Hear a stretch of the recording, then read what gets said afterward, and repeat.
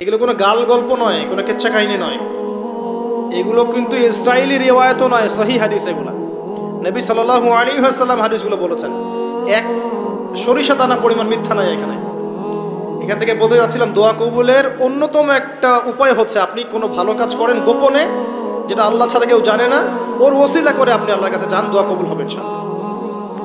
আরেকটা অপশন হচ্ছে আল্লাহ পাকের যে নাম এবং সিফতগুলো আছে এগুলোকে ওসিলা করে দোয়া করা। যেমন আল্লাহ তোমার রহমান নামের ওসিলায় আমি তোমার কাছে দয়া চাচ্ছি, তোমার আল গফুর নামের ওসিলায় আমি ক্ষমা চাচ্ছি, তোমার আর রাজ্জাক নামের ওসিলায় আমি রিজিক চাচ্ছি, ওয়াহাব নামের ওসিলায় আমি সন্তান চাচ্ছি, ইত্যাদি। কথা কি বুঝতে পারছেন? যে নামের সাথে যে বিষয়টা যায় এটা ওসিলা করে আপনি দোয়া করলে ইনশাআল্লাহ তাআলা আপনি আপনার ফলাফল পাবেন। আর একটা সবচেয়ে বড় অস্ত্র শিখিয়ে দিচ্ছি, এটা আমি কাউকে শিখাইনি আজ পর্যন্ত, আজকেই প্রথম। এবং আমি আমার জীবনে দেখেছি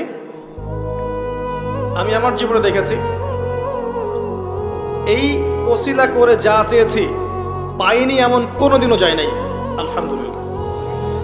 আমি সম্পূর্ণ আল্লাহ পাকের কৃতজ্ঞতা এবং শুকরিয়া আদায় করছি। এইটা ওসিলা করে আমি যা চেয়েছি আমি সারা জীবনে তাই পেয়েছি।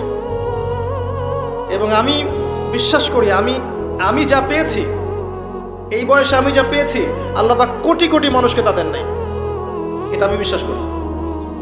এই বয়সে আমি যা পেয়েছি আল্লাহ পাক আমাকে যা দিয়েছেন, যত দিয়েছেন, কোটি কোটি মানুষকে আল্লাহ পাক তা দেন নাই, আমি এমনটাই মনে করি। আমি কি শিখাই দেব সেটা? আপনি আল্লাহ পাকের তাওহীদের ওসিলা দিয়ে দোয়া করেন। দোয়া করতে করতে আল্লাহকে বলেন, আল্লাহ তোমার তাওহীদের কালিমা লা ইলাহা ইল্লাল্লাহ এর ওসিলা করে তোমার কাছে আমি চাচ্ছি, আপনি পাবেন ইনশাআল্লাহ।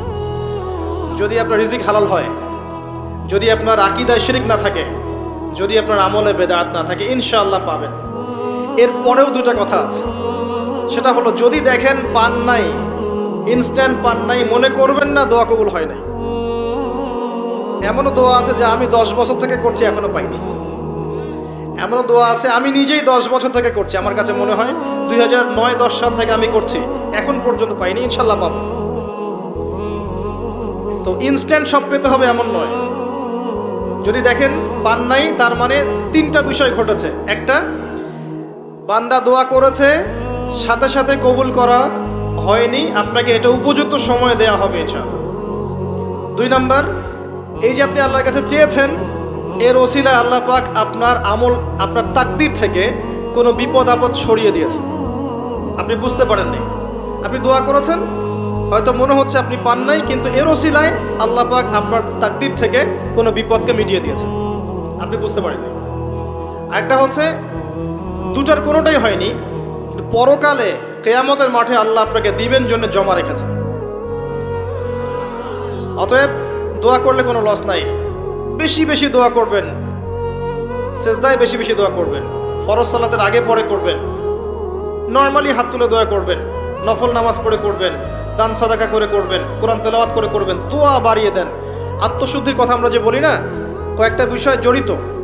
বেশি বেশি কোরআন তেলাওয়াত করলে আত্মশুদ্ধি হয়, বেশি বেশি জিকির করলে আত্মশুদ্ধি হয়, আল্লাহওয়ালা মানুষের সহবতে গিয়ে পড়ে থাকলে আত্মশুদ্ধি হয়, বেশি বেশি দোয়া করলে আত্মশুদ্ধি হয়, বেশি বেশি পরকালের কথা ফিকির করলে আত্মশুদ্ধি হয়। এগুলোর খুব বেশি প্রয়োজন।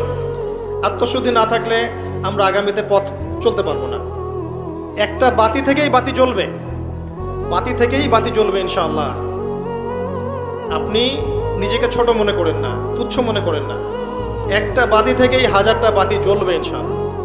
আগে নিজে ঠিক হন, তারপরে কু আনফুসাকুম ওয়া আহলিকুম নারা, নিজে জাহান্নামের আগুন থেকে বাঁচো, পরিবারবর্গকে বাঁচাও। পরিবারকে বাঁচান ভাই। পরিবার খুব কঠিন জিনিস, কারণ পরিবার কথা শুনতে চায় না। হ্যাঁ, দেখবেন মানুষ কথা শুনবে, পরিবারের লোক কথা শোনে না, এমন হবে। ওইখানে আপনাকে সবর করতে হবে। যদি দেখেন যে শেষমেশ দাওয়াত দিতে দিতে বুঝাতে বুঝাতে আর কথা শোনেই না, আপনি আলাদা হয়ে যান, তাও কথা বুঝতে পারেন নাই, আসহাবুল কাহাফের মতো হয়ে যান, তারপরে আপোষ করেন না অন্যায়ের সাথে। কারণ এই ফিতনাগুলো আপনাকে আল্লাহর পথে চলতে দিবে না, বাধা দিবে, সারাদিন দুনিয়ার ফিতনায় ব্যস্ত রাখবে আপনাকে।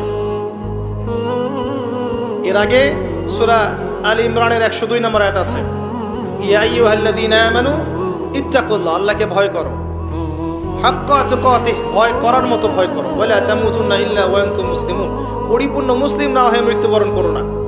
কিভাবে পরিপূর্ণ মুসলিম হবে?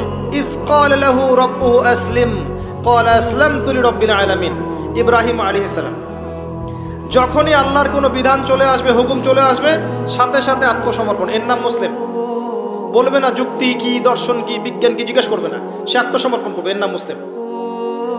প্রত্যেকটার পিছনে যুক্তি, বিজ্ঞান, দর্শন থাকবে ঠিকই, কিন্তু আপনার বুঝে নাও আসতে পারে, আপনার বুঝে নাও আসতে পারে। বুঝে না আসলে এর মানে এই নয় যে ওর মধ্যে কোনো বিজ্ঞান নাই, কোনো দর্শন নাই, কিছু নেই।